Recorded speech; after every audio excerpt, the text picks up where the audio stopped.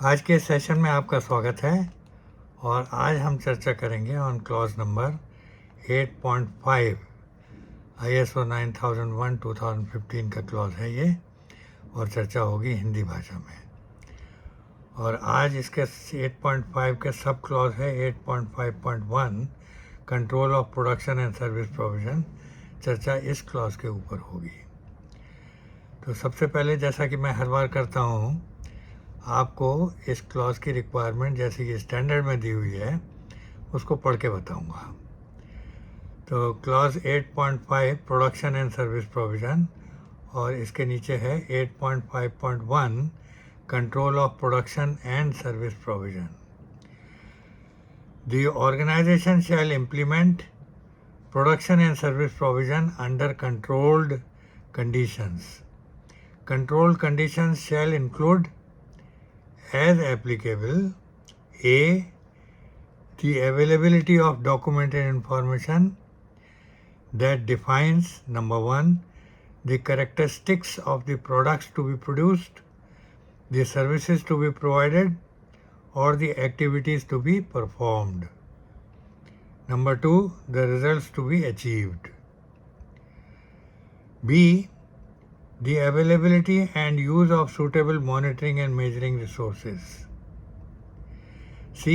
The implementation of monitoring and measurement activities at appropriate stages to verify that the criteria for control of processes or outputs and acceptance criteria for products and services have been met. D.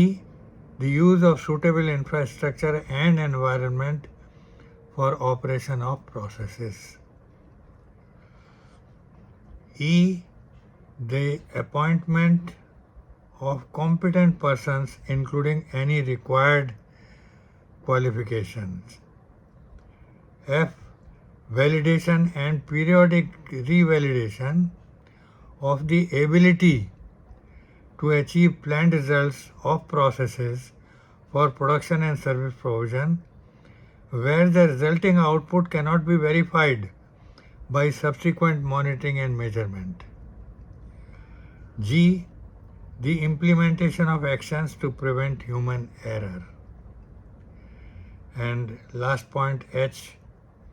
The implementation of release, delivery and post-delivery activities. तो ये है clause की requirement जैसा कि standard में दिया हुआ है, और अब हम चर्चा करेंगे हिंदी में विस्तार से। तो जैसा कि आप टाइटल से देख रहे हैं कि ये जो क्लॉज है control of production and service provision के बारे में है।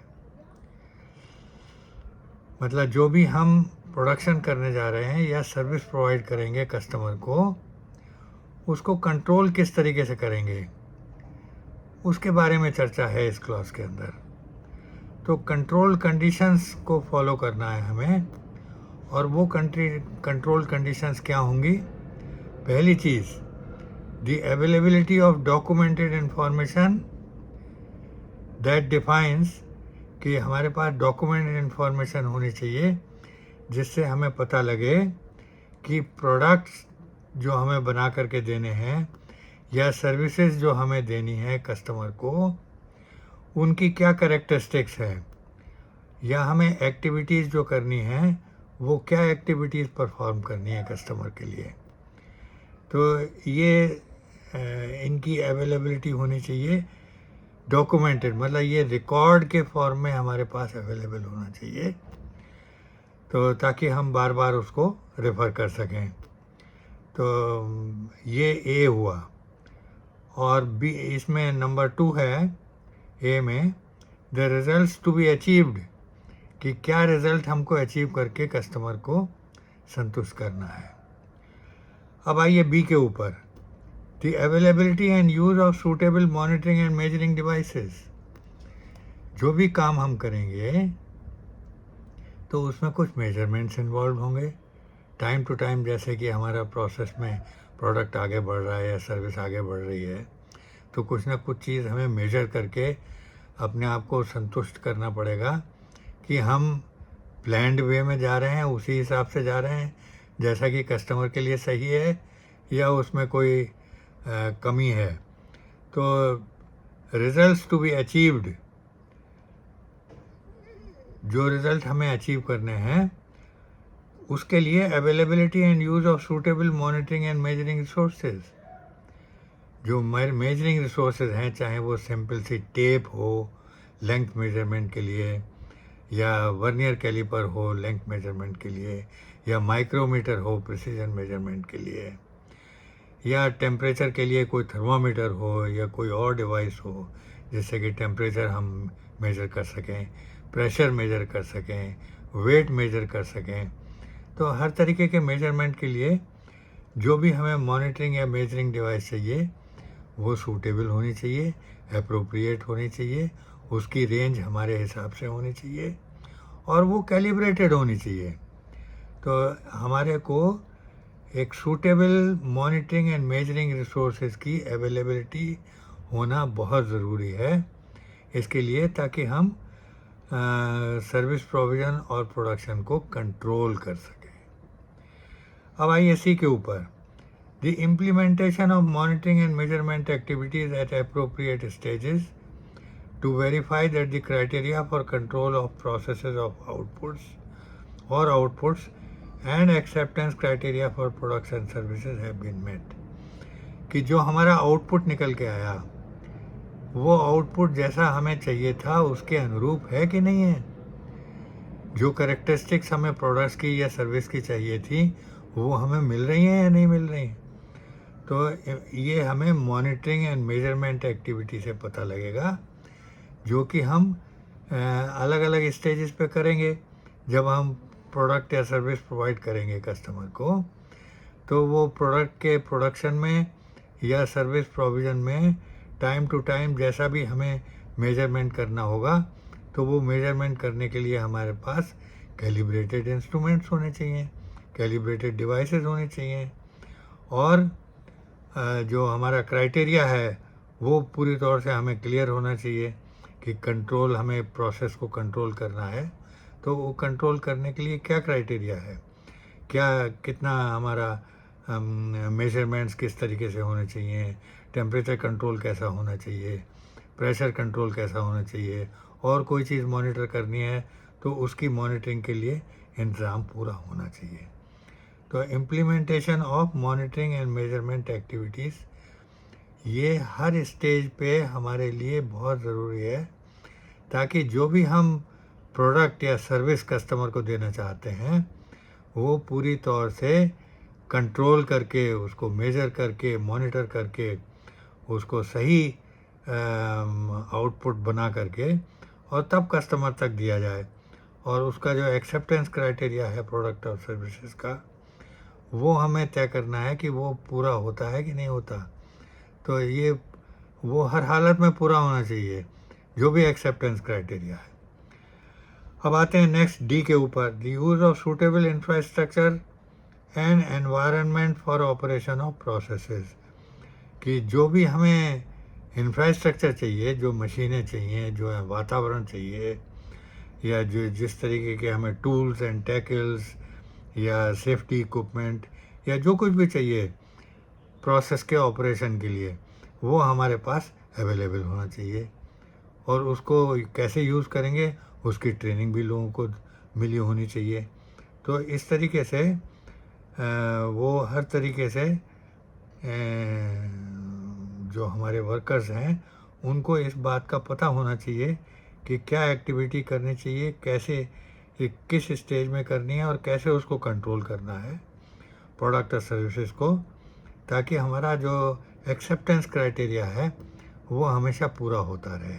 और एक्सेप्टेंस क्राइटेरिया अगर पूरा होगा तो फिर वो प्रोडक्ट या सर्विस कस्टमर के रिक्वायरमेंट के अनुरूप होगी, तो कस्टमर सेटिस्फाइड होगा।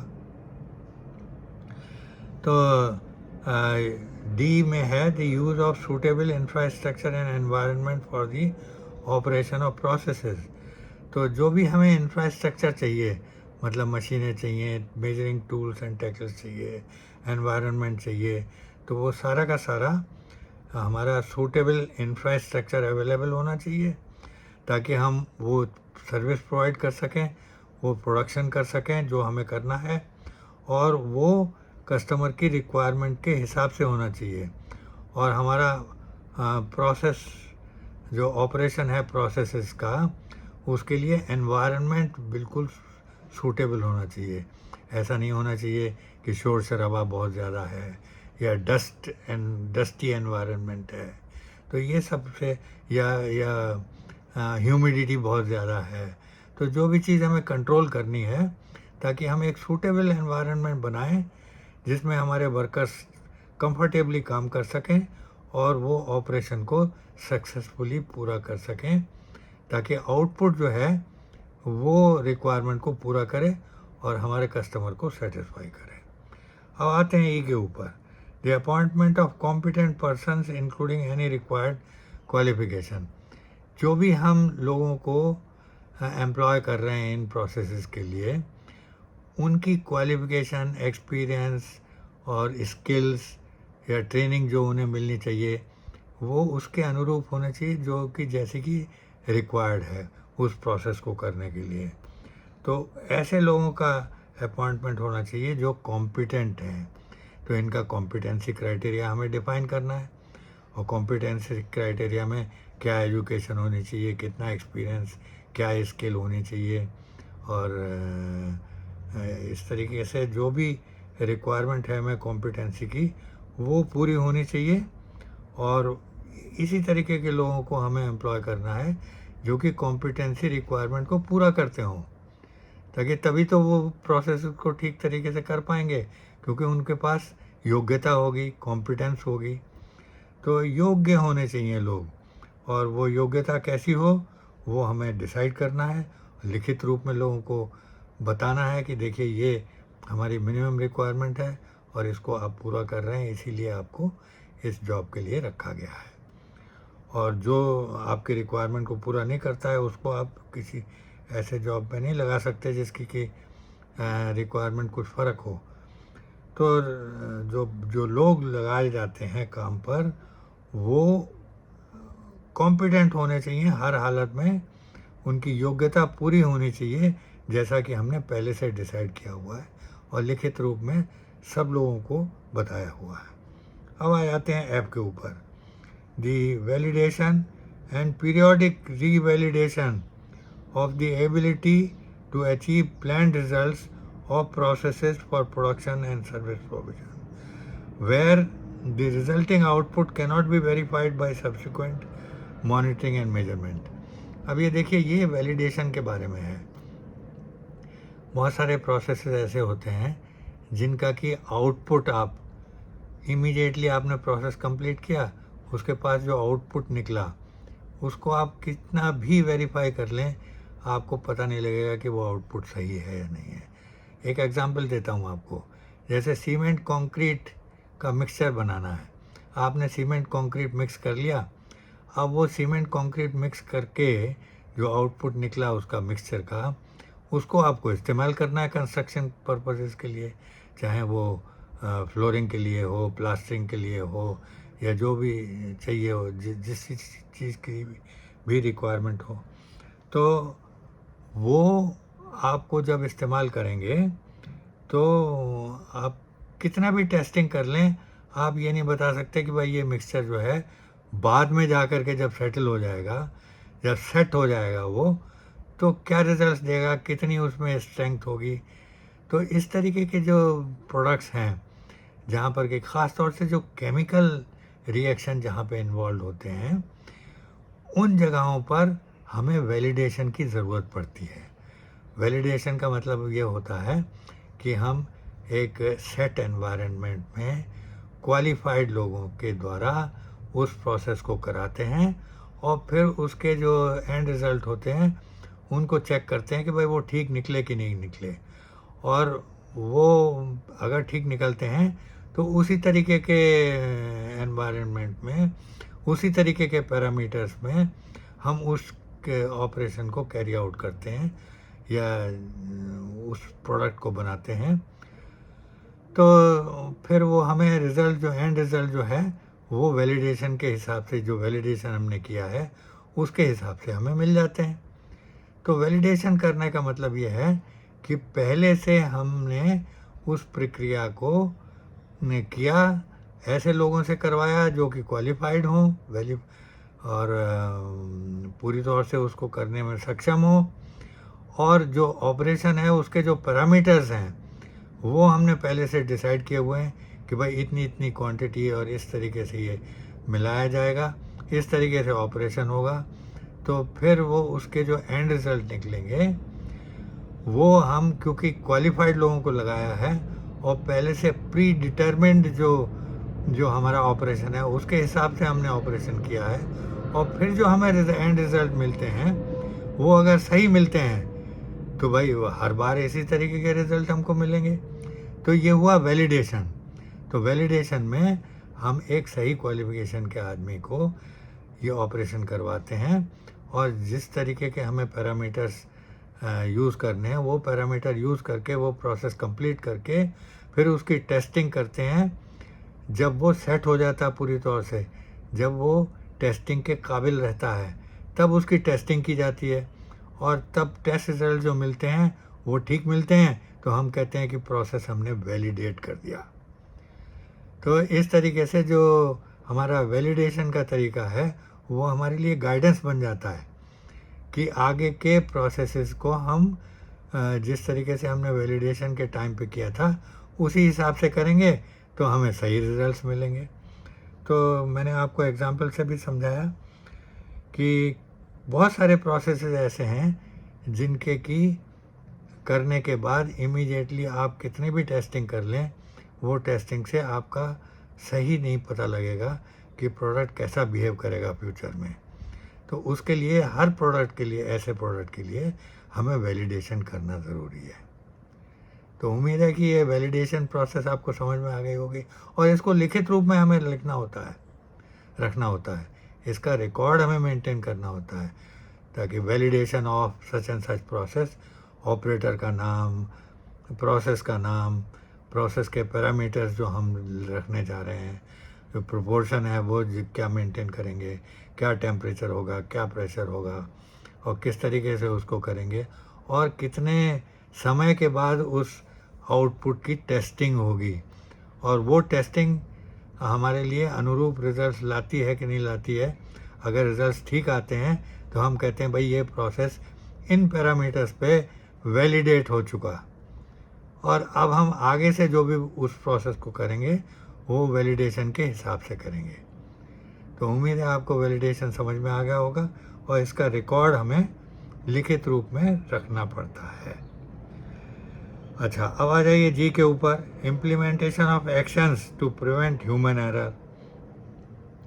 कि ह्यूमन एरर ना होने पाए इसलिए हम हर कोशिश करते हैं कि भाई जो भी प्रोसेस है वो लोगों को अच्छी तरह समझ में आ जाए, उस प्रक्रिया को किस तरीके से करना है वो बहुत क्लियर हो, और हर वो एक्शन हमें लेना पड़ता है जिससे कि ह्यूमन एरर होने का कोई चांस न रहे।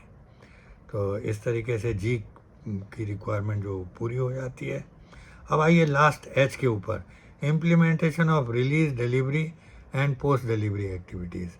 जो हमारा प्रोडक्ट फाइनल रेडी हो जाता है तो हम उसको कस्टमर को रिलीज़ करते हैं कि भाई now it is ready for acceptance and we are handing over the product to you, और ये आप इसको इस्तेमाल करिए। तो हम उसकी डिलीवरी दे देते हैं, और फिर पोस्ट डिलीवरी मतलब डिलीवरी देने के बाद भी कोई मदद चाहिए होती है कस्टमर को, जैसे इंस्टॉलेशन एंड कमीशनिंग की मदद है, इक्विपमेंट के बारे में, या कोई और रिक्वायरमेंट उनकी ऐसी हो जहां उन्हें मदद चाहिए, तो वो मदद पूरी तौर से दी जाती है। और ये चीज़ इस क्लॉज में हमें इस क्लॉज के हिसाब से पूरी करनी होती है। मतलब सारे के सारे जो प्रोडक्ट हम देते हैं उनको पोस्ट डिलीवरी जो भी मदद हमें कस्टमर की करनी है वो लिखित रूप से हमें क्लियर होना चाहिए, और वो मदद हमको मुहैया करानी है हर हालत में, वो मदद हमें कस्टमर को देनी है हर हालत में। तो उम्मीद है आपकी समझ में आ गया होगा। थोड़ा सा लंबा क्लॉज है मगर मैंने कोशिश की है कि आपको पूरी तौर से समझा सकूं, और अगर इसमें कहीं कोई ऐसी चीज़ है जो आपकी समझ में नहीं आई तो इसी वीडियो के नीचे लिख दीजिए और मैं आपको दोबारा से समझाने की कोशिश करूँगा। तो अगर मेरे वीडियोज़ आपको पसंद आ रहे हैं तो भाई मुझे लाइक ज़रूर दीजिए, थम्स अप दीजिए और मेरे वीडियोज़ को आपस में शेयर ज़रूर करिए, ताकि आप मेरे वीडियोज़ को अगर शेयर करेंगे तो जो नॉलेज है वो नॉलेज ज़्यादा से ज़्यादा लोगों तक पहुंच पाएगी। क्योंकि नॉलेज शेयरिंग में ये है कि ज़्यादा से ज़्यादा लोगों को फ़ायदा होना चाहिए उस नॉलेज शेयरिंग का। तो उम्मीद है कि आप ऐसा कर सकेंगे मेरे लिए, और साथ में मेरे चैनल को सब्सक्राइब ज़रूर कर दीजिए और बेल आइकन को भी दबा दीजिए, ताकि जब भी मैं वीडियो लोड करूं तो उसकी इन्फॉर्मेशन आप तक तुरंत पहुंच जाए और आप बिना देरी के मेरा वीडियो देख सकें। तो बहुत बहुत धन्यवाद आपको मेरे वीडियो देखने के लिए और लाइक करने के लिए। थैंक यू वेरी मच, और मिलते हैं फिर अगले संडे को। तब तक के लिए नमस्कार, बाय बाय।